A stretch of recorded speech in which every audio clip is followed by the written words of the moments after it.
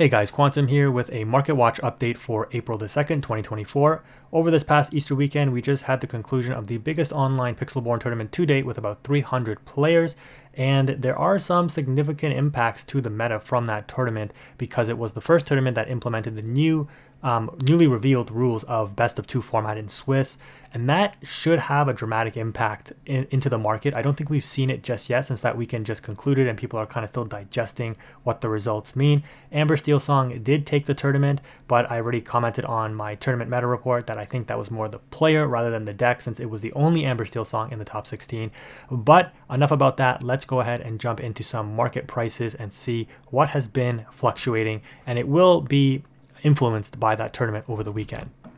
To start off, I want to go over Cursed Merfolk. I mentioned this in my last Market Watch video 2 weeks ago, where I said when this card was under $2, it might have been like $1.50, I would look to pick up extra copies. I already outlined the utility of this card in any emerald deck. It's basically become an emerald staple because it's better than the one drop like Maleficent biding her time, because this card at least trades for something usually, like your opponent either challenges it or has to waste a resource on it to out it, and it either discards or even gets you even more benefit if you have a Prince John on the field and they have to challenge it, like you draw a card off the discard as well. And we're seeing in meta decks, in the top 8 decks that played emerald, every single version of them played Merfolk, whether it be Emerald Steel or Emerald Amethyst.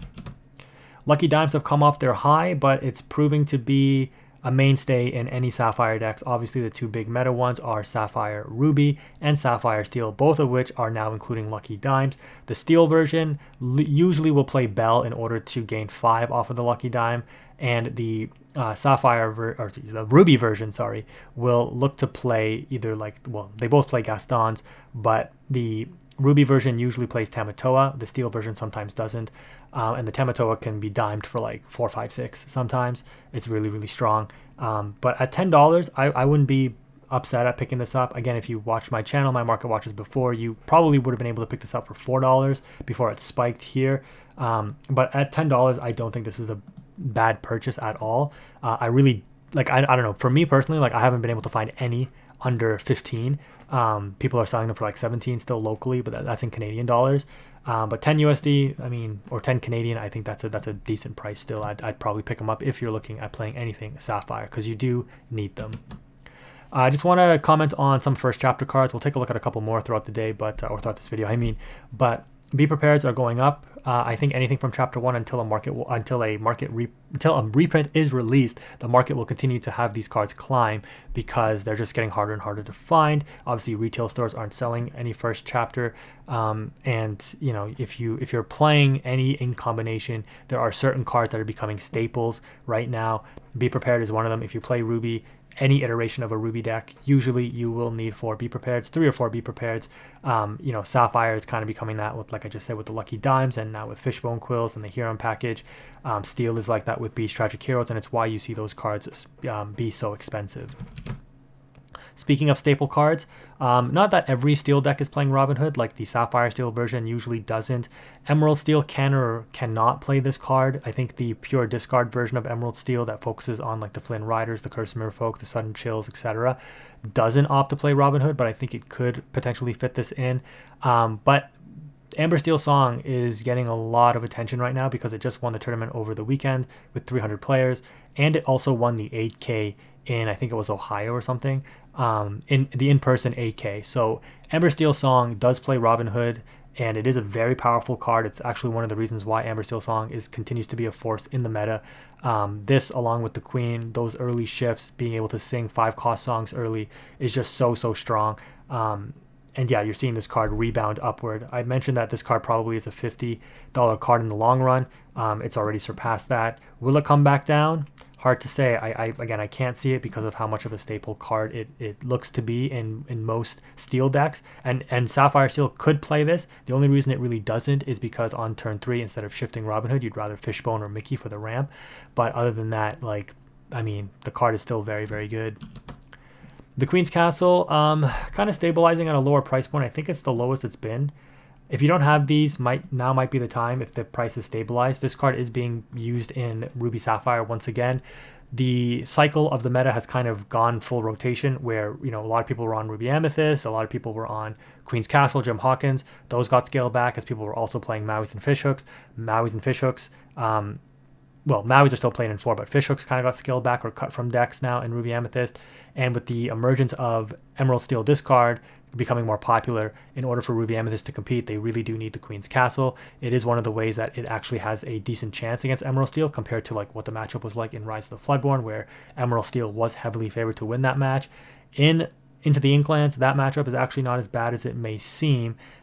Because once you get a Queen's Castle established, if your opponent can't deal with it, not only are you likely drawing cards, but you're putting on a lot of lore pressure with that 2 lore gain every turn, and you're likely able to dump your hand out every turn. So, you're dealing with your opponent's board so that they can't challenge the castle, and then you're ending your turn with no cards in hand so that they don't get any benefits off of things like, let's say, the Prince John discarding and then them drawing cards. And if the discard engine doesn't get like the Prince John engine rolling, it can really be a struggle for them to claw enough advantage to close out the game.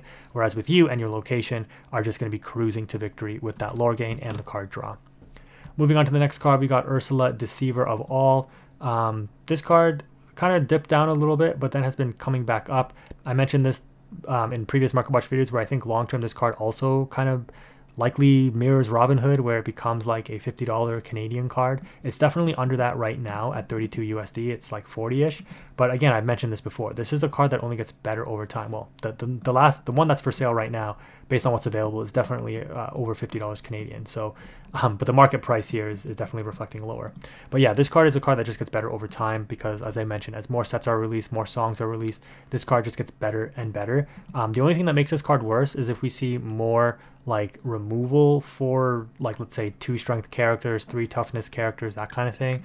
But even so, like, you see, for example, Ruby Amethyst teching in things like Pinocchio, Last Ditch Effort. You see Steel decks teching in Smash sometimes.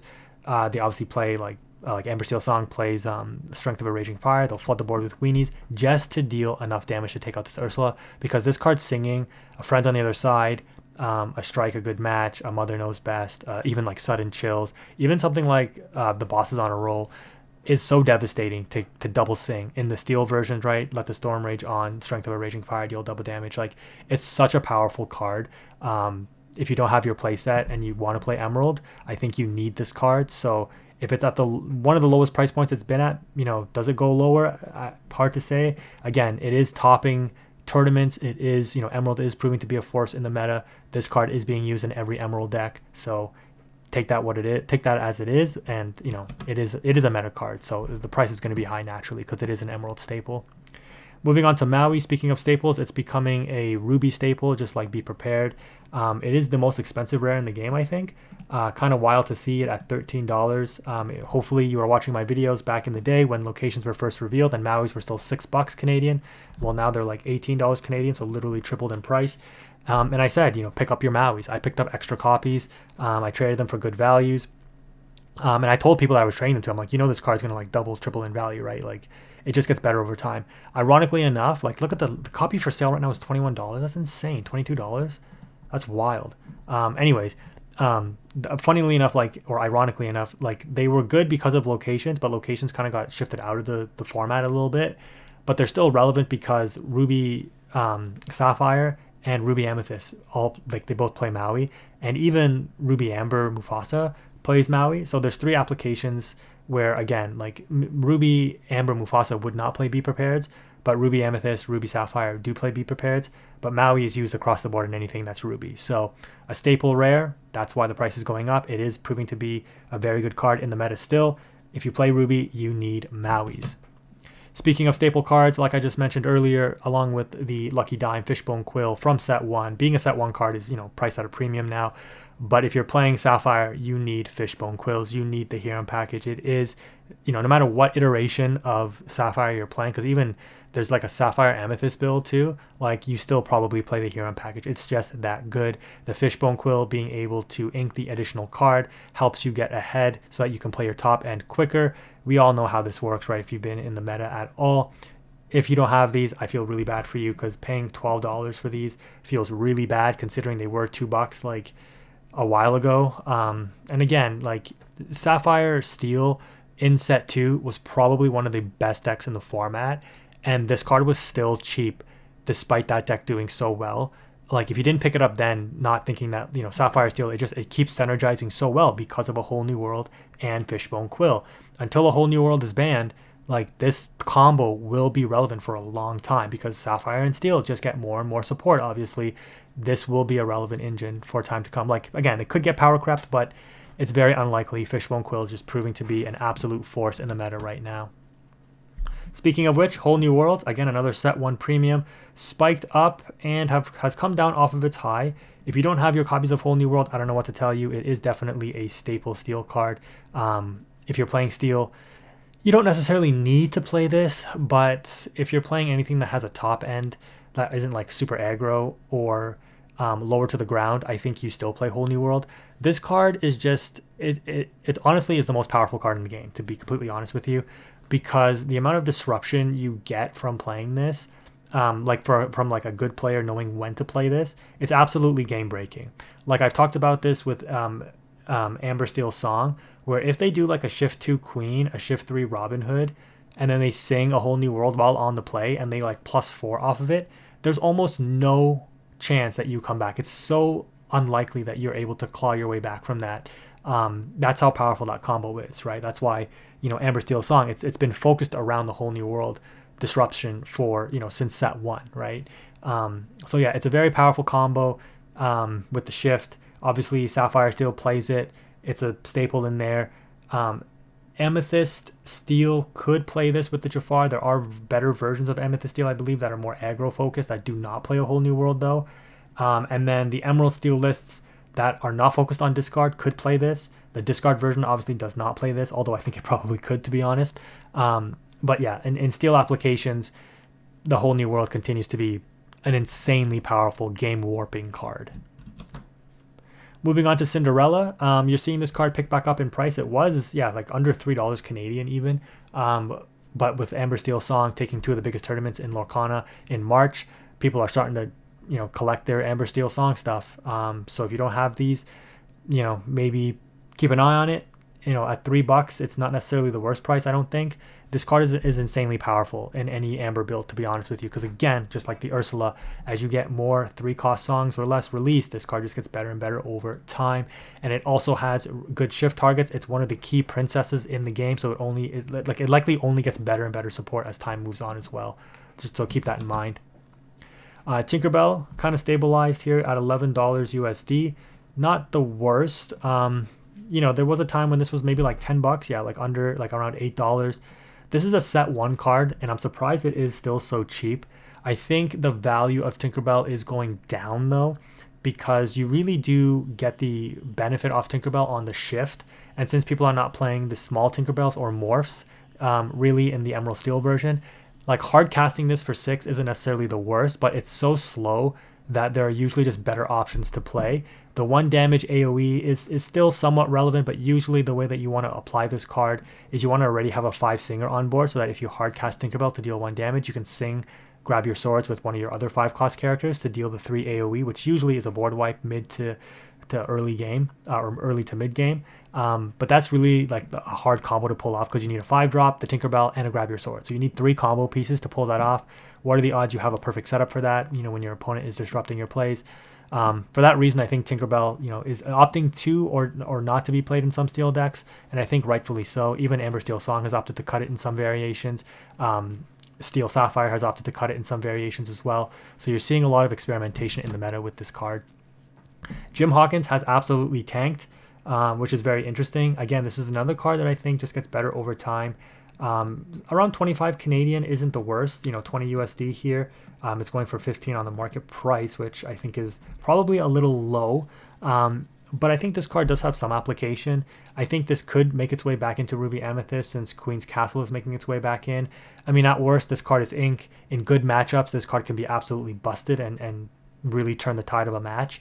Say if you're playing against like Emerald Amethyst, which usually has a good matchup into Ruby Amethyst, like you being able to play a Jim Hawkins and a Queen's Castle for free, and then move the Jim Hawkins there for free, and potentially move other characters there for free, could be hugely beneficial because it puts lore pressure on that opponent, and they likely don't have a direct way to out the castle if they don't have a way to challenge it right away, let's say with a crab to boost something up. And even if they do have the crab, they're wasting their turn outing the location where you established a gym, and you have other threats on board. So there are certain applications where this card could make its way back into the meta. Again, in the mirror match, it probably has limited utility because of Maui taking out the location, but it's still a decent card overall. And I think, given that it's at the lowest price it's been, does it fall further? Do you like this card? Do you want to pick them up? Keep an eye on it because it's the lowest it's ever been.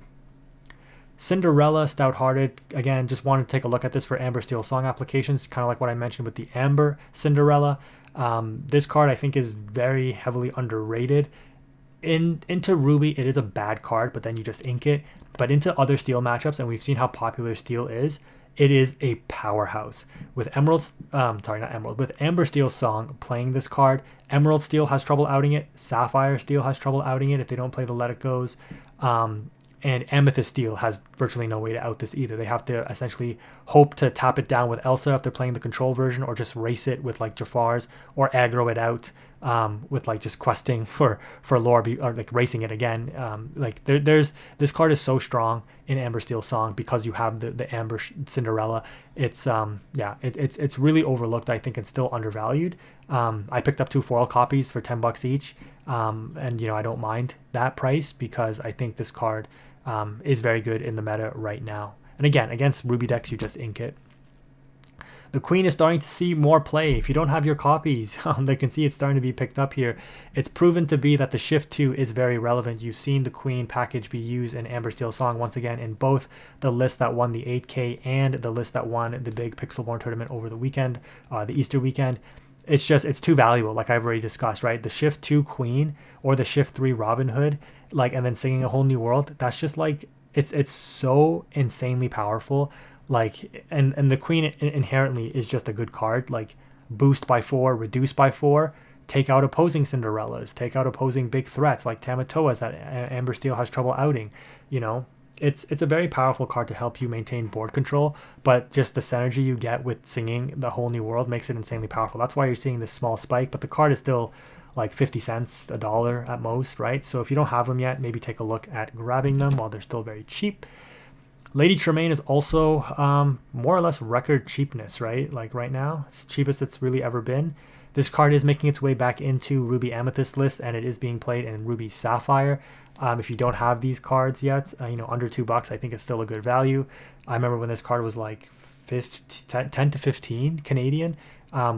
When Ruby Sapphire Popsicle was hyped up in set 2, it came down a little bit. And it was obviously still played in Ruby Amethyst in like 3 and 4 ups at some points in time in set 2, and then it kind of fell out of favor for the Madame Medusa, but it is making its way back in. People are realizing the value of the quest for 2, of this card potentially hitting other things that Madame Medusa can't in certain board control states. And again, I think I have videos on my channel that shows ways that you can take out your opponent's threats and then leave them with one threat on board that you're able to Lady Traine away. Maybe it's like a ready threat that you couldn't out, and then you're able to Lady Traine it away. So there's different lines of play with this card that are very relevant for the Ruby Amethyst build. Why this card is being incorporated back in high numbers actually. There's decks running 3 copies of Lady Traine again. Prince John is not yet on the rise, but if you're not aware, you should be. The Emerald Steel discard version is the version that is having the most success in tournaments. There were, I think, 2 in the top 8 of the last Pixelborn tournament. This version doesn't focus on Bucky. It doesn't play Bucky at all. It does play Prince John. It plays Cursed Merfolk, Flynn Riders, Ursula Deceiver of All, Ursula Deceiver, Sudden Chills, and maybe even Hypnotize. And all of those discards gain you advantage off of the Prince John. There's also an Emerald Amethyst discard deck that is also very strong, that utilizes the Prince John, and there are variations that are running Lucifer and Bippity Boppity Boo. Just the pure interaction of I have a Prince John on field, turn 5, play the Lucifer, you discard 1 or 2, it doesn't matter, I draw 1 or 2, then Bippity Boppity Boo singing with Prince John, if not something else, and then recasting Lucifer, you can potentially make your opponent discard 4 and you draw 4. I was talking to somebody, one of my friends online, and I'm like, if you get that combo off, there's almost no way anybody comes back from that. So this card, I think, at record lows right now, might be worth looking at if you're, again, playing Emerald, similar to what, you know, we were saying about Ursula. Keep an eye on these cards because they are very powerful. And again, do we get more discard in future sets? Does this card just become better and better? It is a staple of discard, it looks like. We tried the Bucky version without the Prince John in this set. It didn't work. It did work. Or actually, no, you played Prince John in Rise of the Floodborn. So yeah, the Prince Johnless versions seem to just not be as good. And we know why, because discard runs out of gas. Like, you need a draw engine, and this is your draw engine. It's a very broken draw engine when you get it going, but it is your draw engine. And as we know, every deck needs a draw engine. Ruby Amethyst has it, Ruby Sapphire, Sapphire Steel, Amber Steel Song, anything Amethyst, obviously, Amethyst Emerald, Amethyst Steel. They all have draw engines. For Emerald, this is your draw engine when you play discard. Okay, we're getting close to the end of the video here. Cogsworth on the up, simply because, again, it's not played in Ruby Sapphire, but because it is a staple card as a 4-of in the Sapphire Steel. I've talked about this in my own Sapphire Steel video, where I said the Sapphire Steel deck should beat every other Steel deck in the format because of this card. This card giving resist 1 to the rest of your threats and having ward makes it so, like, the opposing grab your swords, let the storm rage on, strength of the raging fire, smash, Tinkerbell, you name it. Anything that pings damage is, like, almost meaningless, especially if you get multiples of these on the field. Now, into Ruby, this card is a little bit worse because it does get outed by Be Prepared, but even against Ruby, they can't Medusa it. If you don't quest with it, they can't, or sing with it, they can't Maui it. They can really only Be Prepared it. They can't Dragonfire or Maleficent Dragon it either because it has ward. So this card is still very powerful in certain matchups if you use it correctly, but it really shines in the other Steel matches. Lilo, for, I guess, just aggro applications for some reason, is still very expensive. I think it is overvalued. It's probably only worth like $4 Canadian in my opinion. I think there was a time when this was like under $3. But again, if you don't have them and you want them for an Amber aggro deck, it is worth considering. What I would say is, like, there are theory crafted decks that use like Perdita, that use like the Mufasa versions, that are looking for high value 1-drops and 2-drops, and this card is definitely fitting into that category for Amber, and that's probably why you see the price this high. Because even when I theory craft decks, and I'm like, unless I'm really playing to a shift, which Amber does have a lot of good targets, right? You have Stitch, you have Queen, you have Kita, etc. Like, Lilo is just a natural option because it puts so much pressure on the opponent. Drawing it late game isn't bad either, you know, because it quests for 2. Like, your opponent has to answer it, right? So it's still a good card for the Amber color. Stitch Rockstars also kind of fell off a little bit and are kind of ticking back up. Really only used in Amber Steel Song. I don't really think this card is worth all that much. I don't know. It's hard to say. I'm not the biggest fan of this card in particular. But I mean, hey, if it's being used, it's being. I mean, actually, you know what? To be fair, I'm pretty sure all of the recent Amber Steel Song lists don't play the Stitch package. So I think I'm justified in saying it. I've never really liked Stitch. I thought he was a little clunky. You know, on paper he looks like a really solid card, but in practice, I just found him to be too clunky. Like, in set 1, it was a different story when this was like the shift target for Amber Steel Song. But with set 2 and now set 3, I think you get better value off of Queen and Robin Hood. And I think the game-winning decks for Amber Steel Song that won the AK and the 2K online tournament proved that. I could be wrong. They may have played Stitch, but I don't recall seeing Stitches in their deck lists. And I think one of the last things we're going to talk about here is Maleficent Dragon. Wow, there's been 2 points in time where I think this card was around $20 Canadian, or sorry, $25 Canadian, around $20 USD. And those times have come and gone. I really don't think this card goes back down, because not only does it have that first chapter premium, but this card has proven time and time again it is relevant. Like, anytime you think like, oh, Maleficent Dragon's out of the format, it's too slow, it's too costly, which is true. It is costly, and some decks will not play it. Like, some Ruby Amethyst lists won't play it, but a lot of Ruby Amethyst lists will play it. Sapphire Ruby plays it. Amber Ruby plays it. Like, this card, until it gets directly power crept, will always be relevant. The 7 strength is also very relevant. I remember in a Ruby Amethyst mirror match, I had a Queen's Castle up. My opponent, Maleficent Dragon's away. I think it was like a Madame Medusa on the castle. And I didn't even think like, oh, it has 7 strength, it's going to out my castle. I had, I think, a Traine and a Rabbit or something in my hand, and I opted to play like the Rabbit instead of the Traine to out the Maleficent Dragon because I didn't care if he quested for 2. And I played the rabbit, drew a card. I think I played like a goat, and I moved them both to the castle. And then he was just like, Maleficent Dragon, take out the castle. And I was like, oh yeah, that's not good. So the 7 strength is still very, very relevant. It does get Zeus, right, with only 5 toughness. But again, it's inkable.